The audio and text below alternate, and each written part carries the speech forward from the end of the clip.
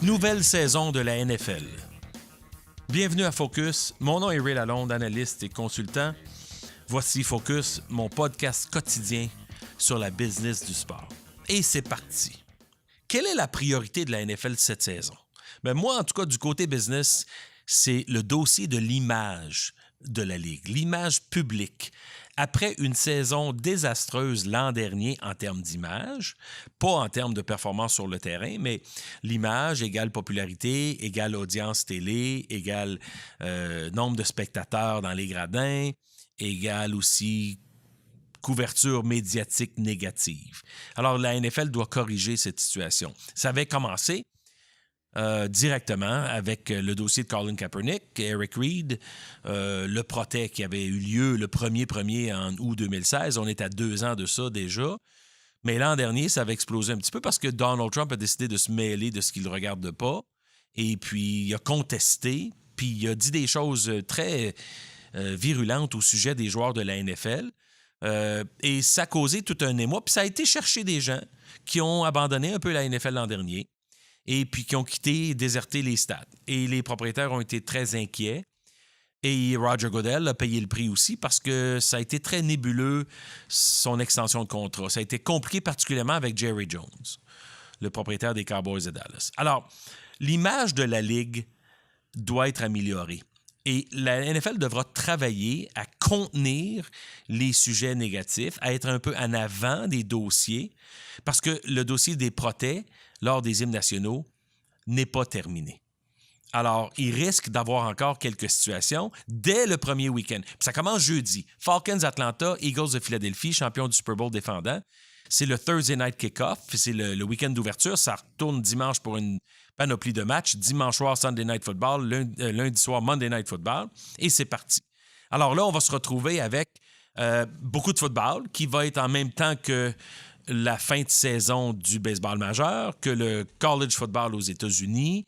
Très bientôt, les matchs préparatoires dans la Ligue nationale de hockey. Et on va se retrouver au mois d'octobre, puis la NBA va commencer, puis c'est le seul moment dans l'année où on a tous les sports en même temps. Alors, tout le monde est content. Les audiences télé étaient à la baisse l'an dernier, puis il y avait un petit peu de la controverse qui avait causé ça. Puis il y avait aussi le dossier, simplement, des changements d'habitude de consommation. Les gens regardent moins la télé.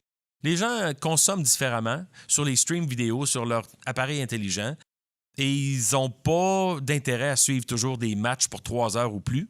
Donc, ils se détachent un petit peu. Puis, il y avait eu moins de spectateurs dans les stades aussi. Ça avait été un autre problème que les gouverneurs de la NFL avaient pointé Roger Goodell du doigt là-dessus.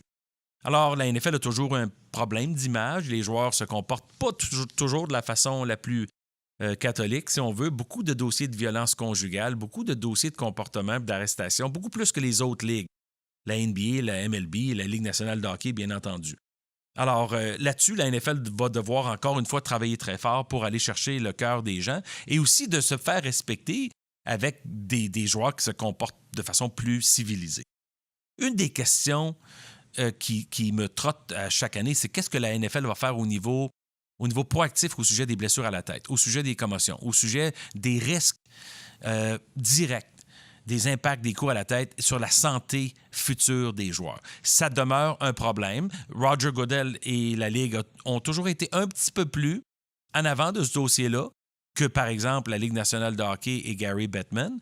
Mais ça demeure un problème quand tu fais des sports de contact, puis il y a des coups à la tête, particulièrement au football. Alors, les règlements doivent changer. Le coaching chez les plus jeunes doit changer si on veut continuer d'intéresser la jeune génération à jouer au football.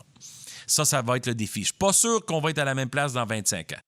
Je ne dis pas que le football va être fini, mais ce que je veux dire, c'est que je pense que le jeu va être transformé pour la prochaine génération. Un des sujets les plus chauds, c'est Jerry Jones, le propriétaire des Cowboys, qui vient d'annoncer la semaine dernière que lui préférait jouer 18 matchs en saison régulière et juste 2 matchs en avant-saison. C'est parce qu'il y a beaucoup plus d'argent en jeu, évidemment, pour les propriétaires. Mais ça n'empêche pas que le danger est encore plus grand. Parce qu'un joueur régulier ne participe presque pas aux matchs préparatoires, surtout pas le 4e, pour se préparer justement, être en bonne santé pour le match d'ouverture. Si tu demandes aux joueurs de jouer 2 matchs de plus, même s'il y a plus d'argent en jeu, à mon avis, tu augmentes directement le risque de blessure grave. Et les équipes sont toujours sensibles à ça parce qu'ils ne veulent pas perdre un joueur pour une blessure grave où il pourrait échapper la saison complète lors des matchs pré-saison, les matchs trop tôt en août et en septembre. Alors, oui, les 4 matchs préparatoires ne valent rien, si on veut, mais non, je ne suis pas certain que l'idée d'en rajouter 2 autres pour les joueurs de la NFL serait une bonne raison, à part évidemment la gourmandise et l'ambition de faire plus d'argent. Alors, la saison part, on va voir ce que ça va donner. On est tous un peu fans de football. On a tous nos équipes préférées, malgré l'aspect business que je discute. Ça va se terminer le 3 février prochain, Super Bowl 53, Mercedes-Benz Stadium à Atlanta. On en reparle à plusieurs reprises d'ici là. Merci d'avoir été à l'écoute de Focus. Partagez le podcast avec vos amis et collègues. Vous pouvez écouter les podcasts sur YouTube ou SoundCloud. Partagez-les. Likez ma page Facebook. Merci de votre soutien. Ici Ray Lalonde. À très bientôt.